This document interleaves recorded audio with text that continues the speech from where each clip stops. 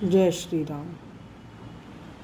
बालकांड दोहा number 1। उघरहि विमल बिलोचन ही के, मिटहि दोष दुख भव रजनी के। सूझहि रामचरित मनि मानिक, गुपुत प्रकट जह जो जेहि खानिक। उसके हृदय में आते ही हृदय के निर्मल नेत्र खुल जाते हैं और संसार रूपी रात्रि के दोष दुख मिट जाते हैं। एवं श्री रामचरित्र रूपी मणि और माणिक्य, गुप्त और प्रकट, जहाँ जो जिस खान में है वे सब दिखाई पड़ने लगते हैं।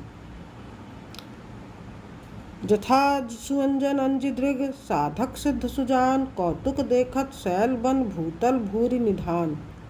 जैसे सिद्धांजन को नेत्रों में लगाकर साधक सिद्ध और सुजान पर्वतों, वनों और पृथ्वी के अंदर बहुत कौतुक से ही बहुत सी खाने देखते हैं।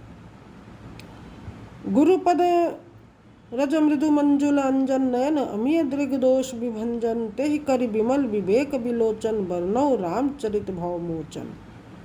श्री गुरु महाराज के चरणों की रज कोमल और सुंदर नयनामृत अंजन है, जो नेत्रों के दोषों का नाश करने वाला है। उस अंजन से विवेक रूपी नेत्रों को निर्मल करके मैं संसार रूपी बंधन से छुड़ाने वाले श्री रामचरित्र का वर्णन करता हूँ। बंदौ प्रथम महीसुर चरना, मोह जनित संशय सब हरना। सुजन समाज सकल गुण खानी, करौ प्रणाम सप्रेम सुबानी। पहले पृथ्वी के देवता ब्राह्मणों के चरणों की वंदना करता हूँ, जो अज्ञान से उत्पन्न सब संदेहों को हरने वाले हैं। फिर सब गुणों की खान संत समाज को प्रेम सहित सुंदर वाणी से प्रणाम करता हूँ। साधु चरित शुभ चरित कपासु, निरस विशद गुणमय फल जासु। सो सही दुख पर छिद्र दुरावा, बंदनीय जहि जग जस पावा। संतों का चरित्र कपास के चरित्र जीवन के समान शुभ है, जिसका फल नीरस विशद और गुणमय होता है।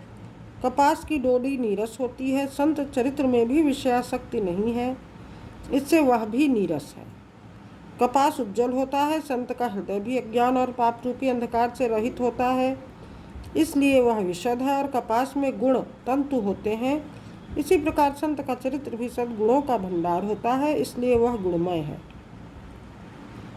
जैसे कपास का धागा सुई के किए हुए छेद को अपना तन देकर ढक देता है, अथवा कपास जैसे लोढ़े जाने, काते जाने और बुने जाने का कष्ट सहकर भी वस्त्र के रूप में परिणत होकर दूसरों के गोपनीय स्थानों को ढकता है, उसी प्रकार संत स्वयं दुख सहकर दूसरों के छिद्रों दोषों को ढकता है, जिसके कारण उसने जगत में वंदनीय यश प्राप्त किया है।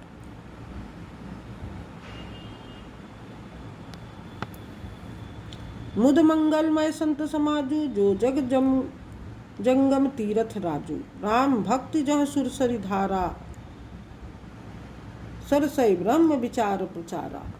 संतों का समाज आनंद और कल्याणमय है, जो जगत में चलता फिरता तीर्थराज प्रयाग है, जहाँ उस संत समाज रूपी प्रयागराज में राम भक्ति रूपी गंगा जी की धारा है और ब्रह्म विचार का प्रचार सरस्वती जी है। विधि निषेधमय कलिमल हरनी, करम कथा रविनंदनी बरनी। हरिहर कथा विराजति बेनी,